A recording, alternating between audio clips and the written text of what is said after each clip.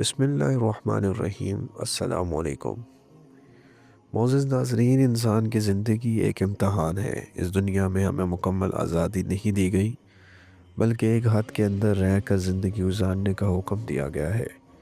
اس لیے اسلام نے ہمیں حلال اور حرام کا واضح تصور دیا ہے تاکہ انسان صحیح اور غلط میں فرق کر سکے۔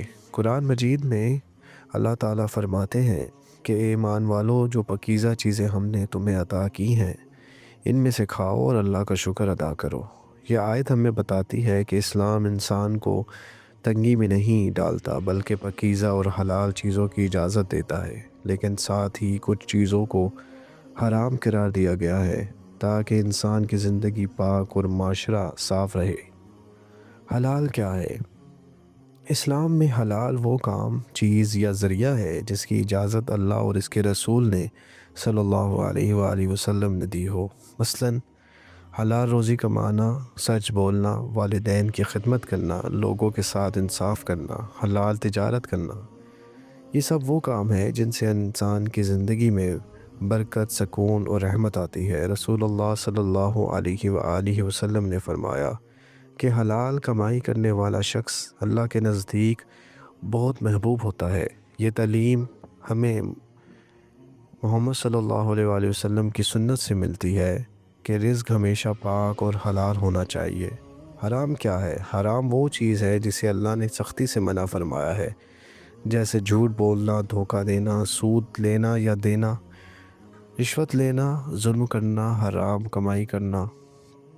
یہ تمام چیزیں انسان کے دل کو سیاہ کر دیتی ہیں اور زندگی سے برکت ختم کر دیتی ہیں۔ حرام کام کے نقصان۔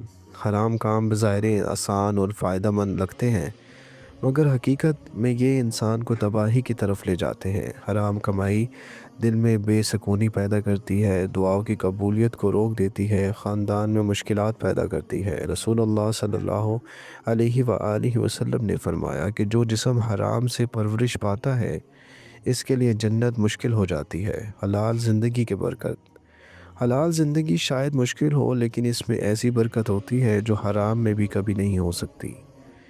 حلال کمائی دل کو سکون دیتی ہے، اللہ کی رضا حاصل ہوتی ہے، گھر میں برکت آتی ہے، آخرت میں کامیابی ملتی ہے۔ یہی وہ راستہ ہے جو ہمیں اللہ کے قریب لے جاتا ہے۔ آج کے دور کا امتحان۔ آج کے زمانے میں حلال اور حرام میں فرق کرنا پہلے سے زیادہ ضروری ہو گیا ہے۔ سوشل میڈیا، کاروبار، دوستی اور زندگی کے ہر شعبے میں انسان کو روزانہ ایسے فیصلے کرنے پڑتے ہیں جن میں اسے یہ دیکھنا ہوتا ہے کہ کیا یہ کام اللہ کو پسند ہے یا نہیں۔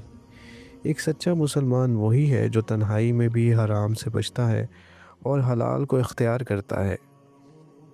اصل کامیابی کیا ہے؟ دنیا کی کامیابی عارضی ہے، مگر اصل کامیابی آخرت کی کامیابی ہے۔ جو شخص اس دنیا میں حلال کو اپناتا ہے اور حرام سے بچتا ہے وہی قیامت کے دن کامیاب ہوگا۔ یاد رکھیے، حرام راستہ ہمیشہ آسان لگتا ہے لیکن اس کا انجام تباہی ہے، جبکہ حلال راستہ مشکل لگ سکتا ہے مگر اس کا انجام کامیابی اور جنت ہے۔ اللہ ہمیں حلال کو اختیار کرنے اور حرام سے بچنے کی توفیق عطا فرمائے، آمین۔ Please like video, comment, share and subscribe.